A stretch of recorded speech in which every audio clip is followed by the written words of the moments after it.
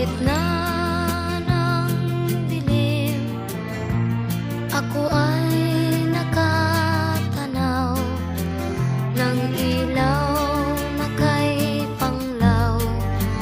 Halos di ko makita, tulungan